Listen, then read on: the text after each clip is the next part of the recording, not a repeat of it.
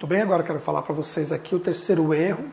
E esse erro aqui tem a ver com a parte financeira, que é confundir o dinheiro da empresa com o dinheiro dos sócios, que nós chamamos de, tecnicamente falando, de confusão patrimonial. É quando o patrimônio da empresa se mistura com o patrimônio do sócio.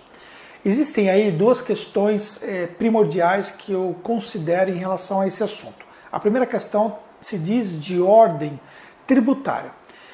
De acordo com o que diz a legislação tributária, a empresa ela precisa pagar aos seus sócios os valores concernentes à sua remuneração, que é chamada de prolabore, ou os valores concernentes aos lucros gerados por ela através da atividade que foi exercida. Então vamos imaginar que a empresa chegou, por exemplo, a determinado ponto e que ela teve um lucro de 500 mil reais no ano todo. E vamos imaginar que ela distribuiu ao longo desse ano em torno de 20 mil reais por mês. Então, se ela distribuiu 20 mil reais por mês, ela gastou 240 mil reais no final do ano, ela ainda tem um lucro ainda de 260 mil que pode ser distribuído ou não para os sócios.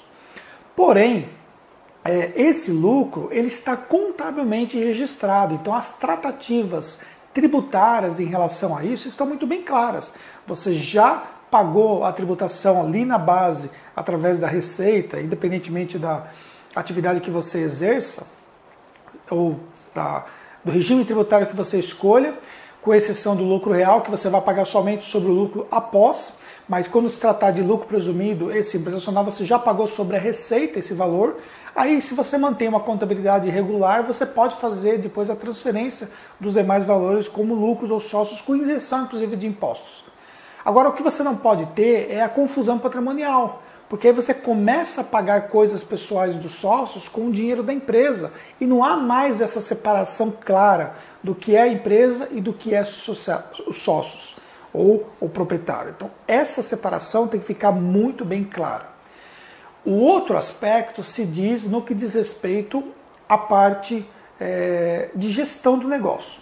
Se você começa a misturar os aspectos patrimoniais dos sócios com o da empresa, você perde o controle do negócio. Você passa a não conseguir enxergar claramente o que de fato está sendo pago para o sócio como sua remuneração.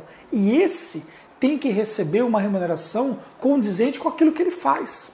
Ele precisa receber uma remuneração mensal fixa. Assim como se você, por exemplo, estivesse trabalhando numa empresa. Como, por exemplo, um empregado. Você recebe ali o salário. O sócio também tem que receber o salário dele. Conforme eu falei um pouco antes mesmo dentro desse vídeo.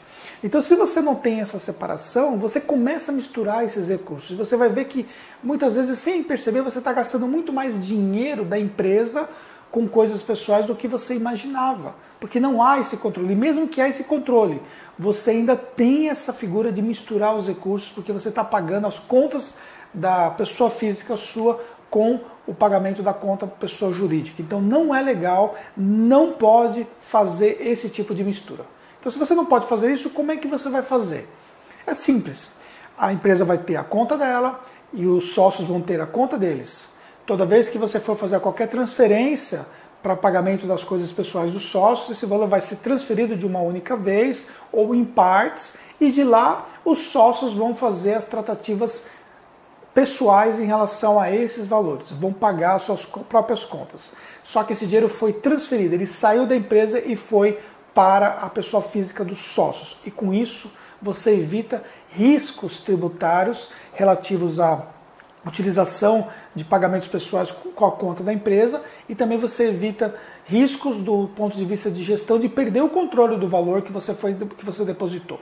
Se você, por exemplo, definir que vai ser depositado, por exemplo, 20 mil reais por mês por sócio, então você pode, por exemplo, dividir esses 20 mil reais em 4 vezes e pagar 5 mil reais a cada 7 dias aproximadamente, por exemplo, e lá esses 20 mil reais vão dar o destino que é do sócio. O sócio pode, por exemplo, gastar todo o dinheiro, ou pode, por exemplo, guardar parte do dinheiro, ou enfim, o que ele vai fazer é um problema do sócio e não um problema da empresa.